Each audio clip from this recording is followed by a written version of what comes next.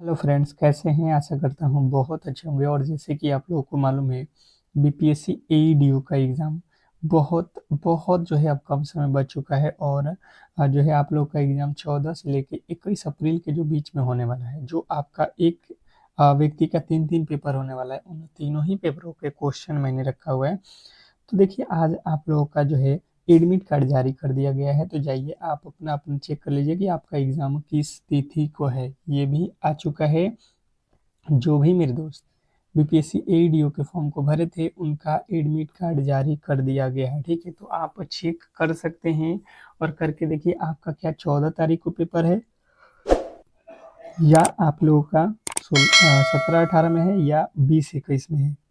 एक व्यक्ति का 2-2 दिन पेपर है, तो चेक करिए। और आप लोगों को बता दूं कि जो 3 पेपर होने वाले हैं, उसमें आप लोगों का रहेगा जीके का एक पेपर, और उसके बाद मैथ और रीजनिंग का एक पेपर। ये 2 ठो पेपर हो गया, और एक रहेगा हिंदी और इंग्लिश का पेपर। तो ये जो है आप लोगों के 3 पेपर होने वाले हैं। और इन तीनों में जो आप लोगों को क्वेश्चन बिल्कुल आने वाले हैं, जो नए सिलेबस के अकॉर्डिंग, उसी को हम लोगों ने यहाँ पे टारगेट किया हुआ है। तो कहीं ना कहीं सिलेक्शन लेना है तो आपको सिलेबस के अकॉर्डिंग पढ़ना होगा। तो चलिएगा, क्लास को स्टार्ट करते हैं। और कम समय में हम लोग अब बहुत कुछ आप लोगों को देने वाले हैं, तो बिल्कुल क्लास को अंत तक देखिएगा। ठीक है, तो ही फायदा होने वाला है आपको इस क्लास की। तो बिल्कुल क्लास में बने रहिए, क्लास को लाइक कर दीजिए, चैनल को सब्सक्राइब कर दीजिए। अब देखिएगा, यहाँ पे हम लोग चलेंगे पहले प्रश्न की ओर। और पहला प्रश्न आपके सामने है। क्या कह रहा है आपका पहला प्रश्न? कि परख क्या है जिसमें नई शिक्षा नीति 2020 के तहत स्थापित किया गया है? क्वेश्चन नंबर पहला। पहले नंबर प्रश्न के जो राइट उत्तर है, बताने की कोशिश कीजिए कि क्या होने वाला है। बताइएगा, परख क्या है? बताइएगा, परख क्या है? आपको मालूम है तो कमेंट बॉक्स में बताते चलिए। नहीं मालूम है तो आपको हर एक प्रश्न बेहतर तरीके से याद करते चलना है। परख अर्थात एक राष्ट्रीय मूल्यांकन केंद्र है। ऑप्शन नंबर बी जो है आपका बिल्कुल राइट उत्तर है। परख एक राष्ट्रीय मूल्यांकन केंद्र है, ऑप्शन नंबर बी। नेक्स्ट प्रश्न आपके सामने है। कोहल वर्ग के अनुसार नैतिक विकास की जो है कितनी अवस्थाएं हैं? क्वेश्चन नंबर दो। दूसरे नंबर प्रश्न के जो राइट उत्तर है, बताने की कोशिश कीजिए सभी लोग। क्वेश्चन नंबर दूसरे का राइट उत्तर क्या होने वाला है?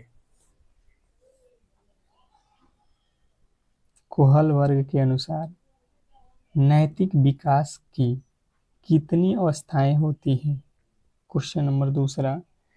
दूसरे नंबर प्रश्न के राइट उत्तर बताने की कोशिश कीजिए सभी लोग।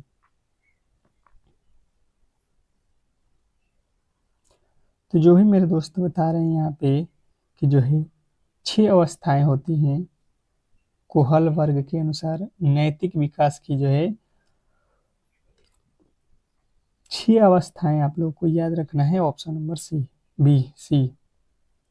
नेक्स्ट प्रश्न आपके सामने है कि ऑपरेशन ब्लैक बोर्ड का जो है मुख्य उद्देश्य क्या है? ऑपरेशन ब्लैक बोर्ड जो है, इसका मुख्य उद्देश्य क्या है? आपके 4 ऑप्शन दिए गए हैं। आप चारों ही ऑप्शन को पहले पढ़ो अच्छे से, और जो भी आपको लगता है इसका राइट उत्तर वो कमेंट बॉक्स में बताओ। बताएंगे सभी लोग। ऑपरेशन ब्लैक बोर्ड का जो मुख्य उद्देश्य क्या है, तो आपको समझना है यहाँ पे कि जो है ये आप लोग को देखिएगा, प्राथमिक विद्यालयों में न्यूनतम आवश्यकताएं सुविधाएं सुनिश्चित करना। ऑप्शन नंबर बी जो है आपके बिल्कुल राइट उत्तर है। नेक्स्ट प्रश्न आपके सामने है, कह रहा है यहाँ पे कि बिहार का कौन सा जिला शहद के उत्पादन के लिए सेंटर ऑफ एक्सीलेंस के रूप में विकसित किया जा रहा है? Question number 4। चौथे नंबर प्रश्न के जो राइट उत्तर है, बताने की कोशिश कीजिए सभी लोग। Question number 4। बिहार का कौन सा जिला शहद के उत्पादन के लिए सेंटर ऑफ एक्सीलेंस के रूप में विकसित किया जा रहा है? तो जो भी मेरे दोस्त बता रहे हैं, बांका जिला बिल्कुल राइट उत्तर है। Option number C, Banka. जिन्होंने ऑप्शन नंबर सी को चुना, उनके बिल्कुल राइट उत्तर है। नेक्स्ट प्रश्न आपके सामने है, बिहार विधानसभा में प्रथम अध्यक्ष कौन थे? फिर से कह रहा हूँ कि जो भी क्लास करा रहा हूँ आप बिल्कुल क्लास को स्किप मत करिएगा। बहुत बहुत इंपॉर्टेंट गेस किया हुआ क्वेश्चन हम आपको करा रहे हैं अंतिम के दिनों में, और ये क्लास सुबह और शाम आपको प्रोवाइड हो रही है, तो बिल्कुल क्लास को स्किप मत करिएगा और क्लास के हर एक प्रश्न को बेहतर तरीके से याद रखना है। तो बिहार विधानसभा के प्रथम जो अध्यक्ष थे, आप लोग को याद रखना है, Ramdayalu Singh. Ramdayalu Singh, option number A जो है आपके बिल्कुल राइट उत्तर है। नेक्स्ट प्रश्न की ओर चलेंगे और अगला प्रश्न आपके सामने है, महात्मा गांधी सेतु पटना को किस शहर से जोड़ता है?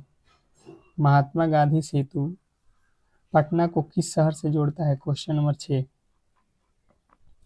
छठे नंबर प्रश्न के राइट उत्तर बताने की कोशिश कीजिए सभी लोग। महात्मा गांधी सेतु अगर आपको नहीं पता है तो आपको मालूम है कि हाजीपुर से ये बना हुआ है, कहाँ? पटना तक। तो ऑप्शन नंबर बी जो है आपके बिल्कुल राइट उत्तर है। भारतीय संविधान की किस अनुसूची में दल बदल विरोधी कानून का जो है प्रावधान है? Question number 7। सातवें नंबर प्रश्न के राइट उत्तर बताएंगे कि भारतीय संविधान की किस अनुसूची में दल बदल विरोधी कानून का जो है प्रावधान है? Question number 7। सातवें नंबर प्रश्न के राइट उत्तर आपको याद रखना है 10वीं। 10वां जो है आप लोगों को याद रखना है अनुसूची। नेक्स्ट प्रश्न आपके सामने है, सूर्य के प्रकाश को पृथ्वी तक पहुंचने में लगभग कितना समय लगता है? सूर्य के प्रकाश को पृथ्वी तक पहुंचने में लगभग कितना समय लगता है? Question number 8। आठवें नंबर प्रश्न के राइट उत्तर आपके सामने दिए गए हैं। जो भी आपका राइट उत्तर है ये आप कमेंट बॉक्स में, मैंने कहा है ना, टेस्ट के तौर पे बताने की कोशिश कीजिए, क्योंकि अंतिम के दिनों में जितना प्रश्नों को आप खुद से करोगे उतना ही बेहतर इस स्कोर आपको होने वाला है। तो जिन्होंने बताया है यहाँ पे 8 minute 20 second, option number B जो है आप लोग का बिल्कुल राइट उत्तर है।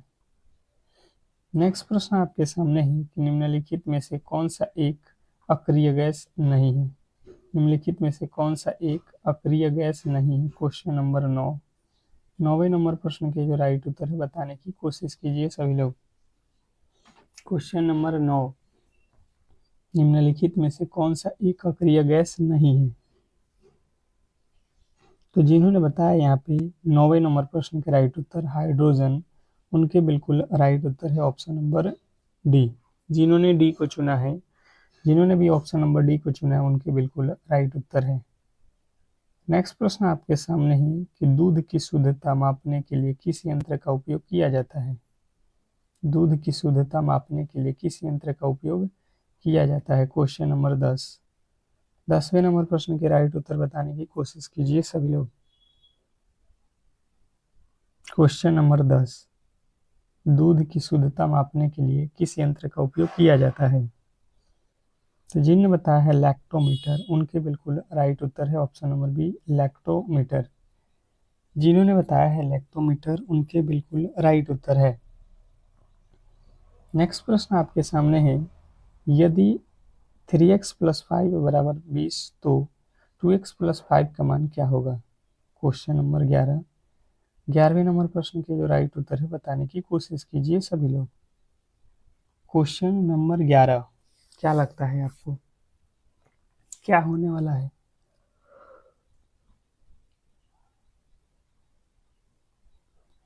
बताएंगे सभी लोग। गणित का प्रश्न है और आपको बेहतर तरीके से समझना है। यहाँ पे क्या दिया है, 3x + 5 जो है 20। अब यहाँ पे आपको ये समझना है बिल्कुल आसान मेथड से कि यहाँ पे अगर आप देखोगे तो 3x और बराबर में ये चला जाएगा तो 20 और माइनस का 5 हो जाएगा, तो 3x बराबर यहाँ पे हो जाएगा 15, अर्थात x का वैल्यू यहाँ से निकालोगे तो हो जाएगा 3 × 5 = 15 यानी कि 5। इसने कहा है कि 2x, क्या निकालो आप, 2x + 10 का वैल्यू निकालो तो 2 × 5 + का 10। अब इसी को सॉल्व कर दो, 5 × 2 = 10 और 10 जोड़ दो, कितना हो जाएगा 20। जिन्होंने बताया है ऑप्शन नंबर बी, उनके बिल्कुल राइट उत्तर है। जिन्होंने बी को चुना उनके बिल्कुल राइट उत्तर है। नेक्स्ट प्रश्न की ओर चलेंगे और अगला प्रश्न आपके सामने है 12 नंबर प्रश्न कि एक कक्षा में 30 लड़कों का औसत भार 45 केजी है। यदि शिक्षक का भार भी शामिल कर लिया जाए तो औसत 1 किलो बढ़ जाता है। शिक्षक का भार क्या होगा? Question number 12। 12वें नंबर प्रश्न के जो राइट उत्तर है बताने की कोशिश कीजिए। Question number 12। 12वें नंबर प्रश्न के राइट उत्तर सभी लोग बताएंगे। प्रश्न काफी ज्यादा महत्वपूर्ण है। सबसे पहले प्रश्न को समझिए। यहाँ पे कह रहा है कि एक कक्षा में 30 लड़के हैं। ठीक है जी, 30 लड़के हैं और औसत भार 45, यानी टोटल भार हम निकालेंगे एक लड़का का। तो यहाँ पे दे रहा है औसत के अकॉर्डिंग 45 के हैं। टोटल 30 लोग हैं तो 45 गुणे 30 कर दो तो यहाँ पे हो जाएगा 90, 135, 1350 केजी के टोटल 30 लड़के हैं। उसने कहा कि एक शिक्षक भी शामिल कर लिए जाए तो औसत 1 बढ़ जाता है। शिक्षक को शामिल कर लिया जाएगा तो 30 तो लड़के थे और एक आ जाएंगे शिक्षक तो 41, और टोटल जो औसत था उसमें एक की क्या हो जाएगी, बढ़ोतरी हो जाएगी, यानी ये हो जाएगा 46। अब इसमें गुणा कर लो, जितना आएगा यहाँ पे हम क्या करेंगे, घटा लेंगे, वही हमारा राइट उत्तर हो जाएगा। गुणा करेंगे तो कितना आएगा आपका 6 और 4, फिर यहाँ पे हो जाएगा 36, 18, 4 3 12, 1 13, यहाँ पे कितना हो गया 6, 8 4 12 के 2, ये हो जाएगा 14। घटा लो यहाँ से कितना हो जाएगा 25, 76। 76 किलो के जो है आप लोग को बिल्कुल राइट उत्तर है ऑप्शन नंबर बी। जिन्होंने बी को चुना उनके बिल्कुल राइट उत्तर है। नेक्स्ट प्रश्न आपके सामने है, आस्तीन का सांप मुहावरे का अर्थ क्या है? आस्तीन का सांप मुहावरे का अर्थ क्या है बताएंगे? हिंदी का क्वेश्चन है। हिंदी के क्वेश्चन है कि आस्तीन का सांप के मुहावरे का अर्थ क्या है? तो जो भी मेरे दोस्त यहाँ पे बता रहे हैं कि आस्तीन का सांप अर्थात जो है साथ रहने वाला शत्रु, साथ रहने वाला शत्रु, ऑप्शन नंबर बी। नेक्स्ट प्रश्न आपके सामने है, कंप्यूटर में रैम किस प्रकार की मेमोरी है? कंप्यूटर में रैम किस प्रकार की मेमोरी है? Question number 15। 15वें नंबर प्रश्न के राइट उत्तर बताने की कोशिश कीजिए। कंप्यूटर में रैम किस प्रकार की मेमोरी है? Question number 15। तो जो कंप्यूटर में रैम होता है ये अस्थाई मेमोरी होता है। ऑप्शन नंबर बी जो है आपके बिल्कुल राइट उत्तर है। नेक्स्ट प्रश्न आपके सामने है कि जो है एक आयताकार मैदान की लंबाई उसकी चौड़ाई की जो है दुगुनी है। यदि मैदान का क्षेत्रफल 800 वर्ग मीटर हो तो मैदान का परिमाप क्या होगा? Question number 16। 16वें नंबर प्रश्न के जो राइट उत्तर है बताने की कोशिश कीजिए सभी लोग। क्वेश्चन नंबर 16 क्या लगता है आपको? बताने की कोशिश कीजिए। प्रश्न में जो कहा है उसी के अकॉर्डिंग इसको बताना है। ये कह रहा है कि एक आयताकार मैदान की लंबाई उसकी चौड़ाई की जो है दुगुनी है। यदि मैदान का क्षेत्रफल 800 वर्ग मीटर हो तो मैदान का परिमाप, तो सबसे पहले मैदान का क्षेत्रफल हम यहाँ पे निकालेंगे। तो ये कह रहा है 800 है और आयत के आकार का है तो इसका क्षेत्रफल क्या हो जाएगा, लंबाई गुणे चौड़ाई। इसने कहा है कि एक आयत की लंबाई चौड़ाई से दुगुनी है, मतलब एल और बी का वैल्यू हमें दे रहा है कि लंबाई चौड़ाई जितना भी हो उसका 2 गुना है लंबाई। तो एक्स है चौड़ाई तो 2 गुना हो जाएगा लंबाई। अब यहाँ पे रख दो 2x और गुणे एक्स बराबर 800। ये हो जाएगा 2x² बराबर 800। ये 2 से 2 कट जाएगा, एक्स स्क्वायर बराबर बचेगा, एक्स स्क्वायर बराबर हो जाएगा 400। ये स्क्वायर इधर जाएगा रूट में हो जाएगा तो ये वर्गमूल हो जाएगा 400 किसका, 20 का। ये अर्थात वैल्यू आ गया 20 का, अर्थात आपको चौड़ाई 20 होगा और लंबाई कितना हो जाएगा इसका 2 गुना यानी 40। हमें पता चल गया लंबाई 40 और चौड़ाई जो है 20, ये दोनों वैल्यू हमें निकालना था। इसका कह रहा है परिमाप। परिमाप बराबर क्या होता है 2 इंटू एल प्लस बी। कर लो यहाँ पे 2 इंटू एल और बी को जोड़ दो, 40 प्लस 20 जोड़ दो कितना होता है तो 60। 60 गुणे 2, 120 मीटर जो है आपके बिल्कुल राइट उत्तर है ऑप्शन नंबर सी। जिन्होंने सी को चुना है उनके बिल्कुल राइट उत्तर है। नेक्स्ट प्रश्न आपके सामने है कि 10,000 की राशि पर 10% वार्षिक चक्रवृद्धि ब्याज की दर से 3 वर्षों का ब्याज कितना होगा? क्वेश्चन नंबर 17, 17वें नंबर प्रश्न के जो राइट उत्तर है बताने की कोशिश कीजिए। क्वेश्चन नंबर 17 पे आ चुके हैं, बताने की कोशिश कीजिए सभी लोग कि क्या होने वाला है। बहुत इंपॉर्टेंट है, बताइएगा। सबसे पहले आप लोगों को बेहतर तरीके से 3 वर्षों का निकालना है। यहाँ पे क्या करोगे आप? देखिए आपको करना क्या है, सिंपल तरीका है। आप यहाँ से क्या कर लो, 100 का फ्रैक्शन कर दो। 1 बटा क्या होता है 10, 100 का फ्रैक्शन 10% का फ्रैक्शन क्या होता है 1 बटा जो है 10। अर्थात अगर आपके पास 10 रुपया है तो अगले साल ये 11 रुपया हो जाएगा। फिर अगर 10 रुपया है तो ये 11 रुपया हो जाएगा। अगर 10 रुपया है तो अगले साल 11 हो जाएगा। अब गुणा कर दो, ये 1,000, 10,000, 1,000, और इधर गुणा होगा तो ये कितना हो जाएगा 1331। और यानी कि अगर आप 1,000 रुपया किसी को दोगे तो वो हो जाएगा 1331। ब्याज कितना लगा 331। तो 331 आपको 10,000 रुपया देना है, तो 10,000 का 331 निकाल दो। 10,000 रुपया है, इसका आपको 331% तो निकालना है। यहाँ से 2 जीरो से 2 जीरो कट जाएगा, इधर गुणा हो जाएगा तो 331, यही नहीं था जी, 3010 आपका कहाँ पे दिया गया? Option number B, option number C. C वाला तो था ना, सी वाला बिल्कुल राइट उत्तर है। नेक्स्ट प्रश्न आपके सामने है। एक पाइप एक टंकी को 12 घंटे में भर सकता है, लेकिन पिंडी में छेदी होने के कारण उसे भरने में 15 घंटे लगते हैं। यदि टंकी पूरी तरीके से भरे तो छेद उसे कितने समय में खाली कर देगा? बहुत बहुत इंपॉर्टेंट है, स्टार मार्क कर लो, प्रश्न को स्टार कर लो, क्योंकि ये प्रश्न आपको सिलेक्शन दिलाने वाला है। बहुत ज़्यादा महत्वपूर्ण प्रश्न है और कहीं ना कहीं आपको बेहतर तरीके से इन प्रश्नों के राइट उत्तर पता करना है, तो अंत तक देखो, हर एक प्रश्न आपको बेहतर तरीके से समझ में आएगा।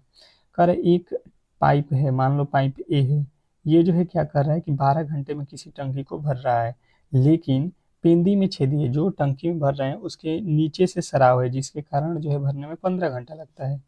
दूसरा कंडीशन ये हो गया कि ये जो है 15 घंटे में जो है भरा हुआ जो है ये खाली हो सकता है, ठीक है, यदि टंकी पूरी तरीके से भरी हो। यहाँ पे कह रहा है कि पहला कंडीशन 12 घंटा में भर रहा है, लेकिन छेद के कारण ये 15 घंटे लग रहे हैं, मतलब 3 घंटा एक्स्ट्रा लग रहा है, क्योंकि नीचे से पानी चू जा रहा है। तो पूरा पानी खाली होने में कितना समय लगेगा? इन दोनों का एलसीएम ले लो, 60 हो जाएगा, 12 × 5 = 60, 15 × 4 = 60। अर्थात हम 1 घंटा में 5 यूनिट पानी भर रहे हैं और 1 घंटा में ये 4 यूनिट अब पानी जो है स्राव के साथ हम लोग कर रहे हैं। अर्थात 1 यूनिट पानी तो हमारा जो है निकल जा रहा है, ठीक है। तो टोटल पानी भरना है हमें 60, उसमें 1 से भाग दे देंगे, 60 घंटे का समय लगेगा, ठीक है। ये 5, ये जो पहला जो पाइप था वो 5 घंटे में भर रहा है, लेकिन दूसरी कंडीशन ये है कि पाइप जो भर रहा है 5, वो क्या हो रहा है कि 4 ही भरा रहा है, क्योंकि उसके नीचे जो है सिरव रहा है, पानी गिर रहा है, ठीक है। तो इसलिए आपको यहाँ पे माइनस करना था। अगला प्रश्न है, श्रृंखला को पूरा करें। जो श्रृंखला दिया गया है इसमें जो है वाट के स्थान पे कौन सी संख्या आने वाली है, ये हमें बताना है।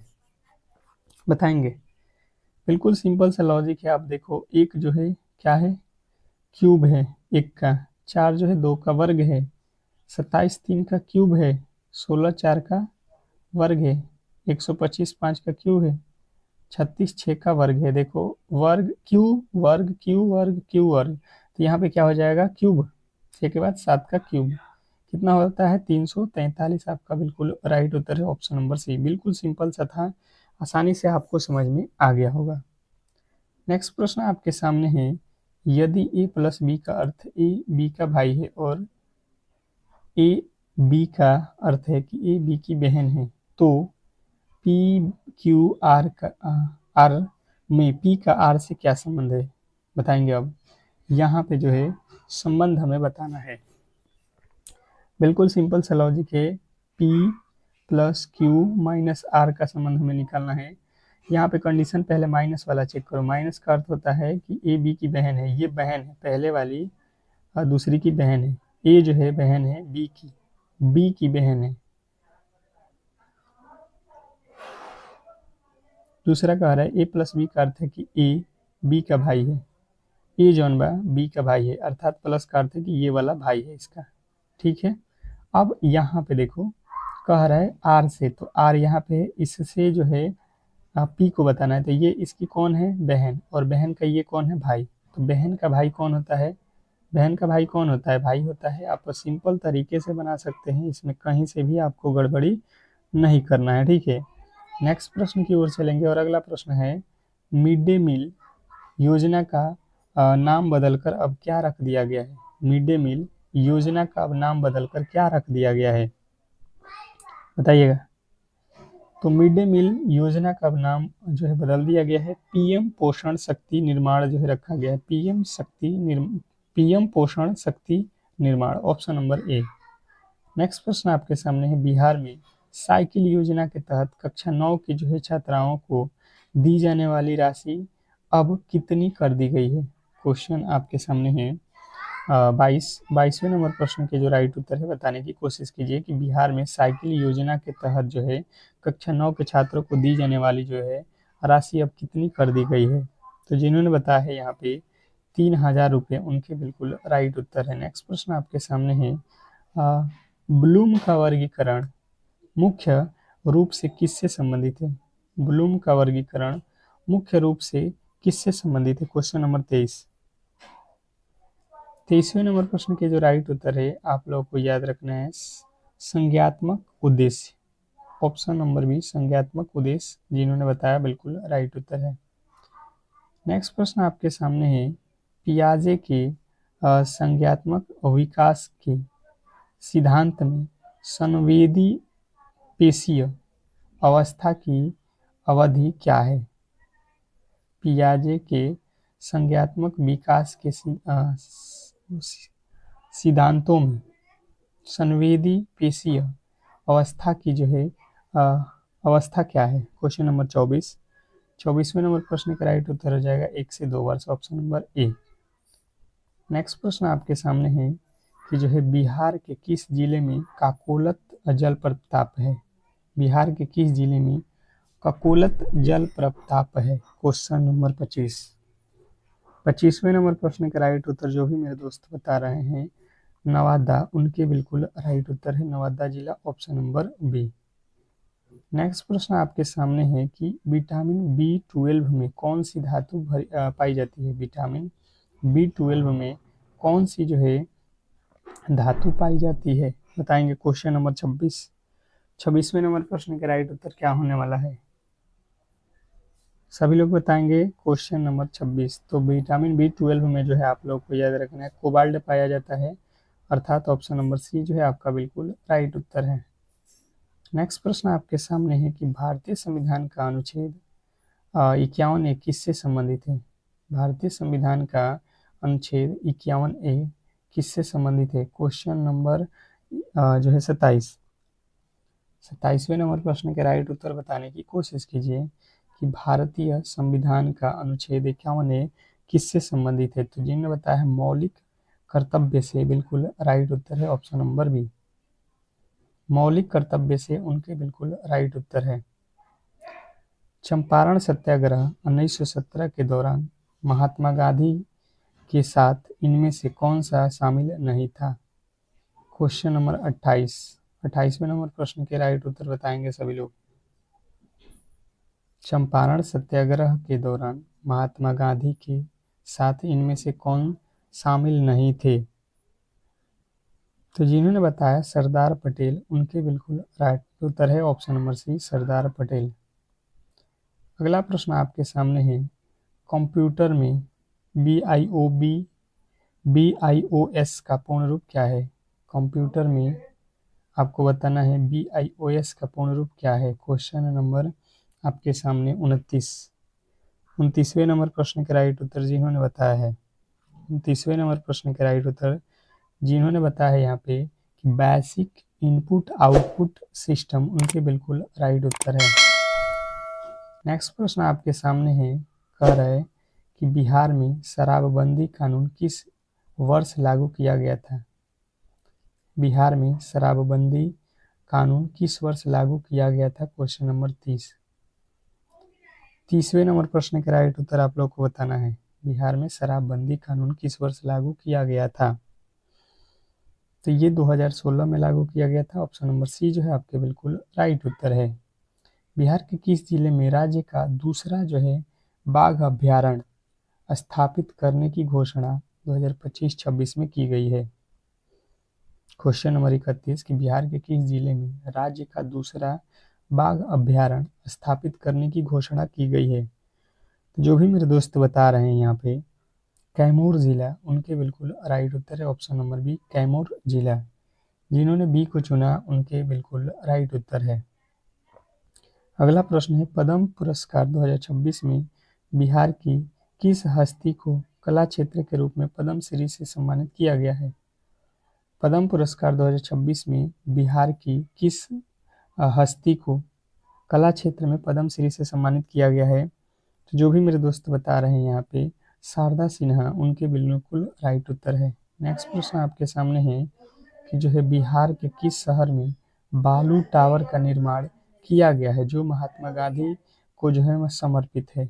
बिहार के किस शहर में बापू टावर का निर्माण किया गया जो महात्मा गांधी को समर्पित है? तो जिन्होंने बताया यहाँ पे पटना, बिल्कुल राइट उत्तर है ऑप्शन नंबर बी। नेक्स्ट प्रश्न आपके सामने है कि हाल ही में बिहार शिक्षक विभाग द्वारा जारी आंकड़ों के अनुसार राज्य का जो है ड्रॉप आउट रेट कम करने के लिए कौन सा ऐप लॉन्च किया गया है? क्वेश्चन नंबर 34वें नंबर प्रश्न का राइट उत्तर आपको याद रखना है ई शिक्षा कोष। ई शिक्षा कोष आपका बिल्कुल राइट उत्तर है ऑप्शन नंबर ए। नेक्स्ट प्रश्न आपके सामने है कि वर्ष 2026 में G20 शिखर सम्मेलन की मेजबानी कौन सा देश कर रहा है? क्वेश्चन नंबर 35 कि वर्ष 2026 में G20 शिखर सम्मेलन की मेजबानी कौन सा देश कर रहा है? तो आपको याद रखना है संयुक्त राज्य अमेरिका, यूएसए कर रहा है। ऑप्शन नंबर सी जो है आपके बिल्कुल राइट उत्तर है। नेक्स्ट प्रश्न आपके सामने है परोपकार शब्द में कौन सी संधि है? परोपकार शब्द जो है इसमें संधि बताना है। क्वेश्चन नंबर 36 हिंदी के प्रश्न है, बताने की कोशिश कीजिए सभी लोग। परोपकार में संधि विच्छेद करना है, तो परोपकार का संधि विच्छेद करोगे तो क्या हो जाएगा? पर प्लस उपकार, पर प्लस उपकार अर्थात गुण संधि हो जाएगा। पर प्लस उपकार अर्थात गुण संधि। नेक्स्ट प्रश्न आपके सामने है कि पीताम्बर शब्द में कौन सा समास है? पीताम्बर, पीताम्बर में कौन सा समास? यहाँ पे समास बताना है, उसके पहले संधि पूछा गया था। तो पीताम्बर का जब संधि विच्छेद करोगे तो क्या हो जाएगा? पीला है अंबर जिसका, अर्थात किसको बोला जाता है? कृष्ण जी को, कृष्ण जी को बोला जाता है। तो कृष्ण जी अर्थात भगवान, यानी कि बहुब्रीहि समास हम लोग बोल रहे हैं कुछ और उसका मीनिंग कुछ विशेष निकलता है, अलग निकलता है, तो ये बहुब्रीहि में जाता है। जैसे जितने भी देवताओं के नाम है सब बहुब्रीहि में आते हैं। अंधे की लकड़ी मुहावरे का सही अर्थ क्या है? अंधे की लकड़ी मुहावरे का सही अर्थ क्या है? तो अंधे की लकड़ी अर्थात एकमात्र सहारा। ऑप्शन नंबर बी जो है आपके बिल्कुल राइट उत्तर है। अगला प्रश्न है निम्नलिखित में से कौन सा शब्द शुद्ध है? निम्नलिखित में से कौन सा शब्द शुद्ध है? क्वेश्चन नंबर 39वें नंबर प्रश्न के राइट उत्तर बताएंगे। निम्नलिखित में से कौन सा शब्द शुद्ध है? तो जिन्होंने बताया यहाँ पे कि जो है उज्जवल जो लिखा गया डबल ज, आपको वह में से बिल्कुल राइट उत्तर है।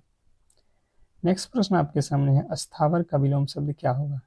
अस्थावर का विलोम शब्द क्वेश्चन नंबर 40वें नंबर प्रश्न के राइट उत्तर बताएंगे। अस्थावर का विलोम शब्द क्या होता है? तो जिन्होंने बताया है जंगम, उनके बिल्कुल राइट उत्तर है ऑप्शन नंबर सी।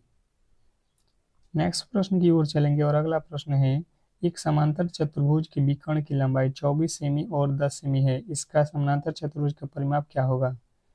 क्वेश्चन नंबर 41वें नंबर प्रश्न के जो राइट उत्तर है बताने की कोशिश कीजिए सभी लोग। 41वें नंबर प्रश्न का राइट उत्तर क्या होने वाला है?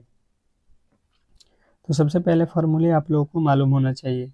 समांतर चतुर्भुज का जो है भुजा क्या होता है? भुजा निकालने का फॉर्मूला, पहले समांतर चतुर्भुज के भुजा निकालेंगे। दो विकर्ण दिया गया है तो भुजा होता है d/2, d/2 अर्थात पहला विकर्ण क्या आधा कर दो यानी 12 का स्क्वायर प्लस d2 यानी कि विकर्ण 2 का आधा कर दो तो 10 है, तो इसका 5। अब इसको आप जो है कर लो, कितना आ जाएगा 144 प्लस 25, ये कितने हो जाएंगे, ये हो जाएगा आपका 69। 100 ये होता है कि इसका वर्गमूल 13 का, यानी भुजा हमें मिल गया 13। तो जब इसका परिमाप निकालेंगे तो किसी भी चीज का परिमाप क्या होता है, सभी भुजाओं का योग, परिमाप यही तो होता है ना।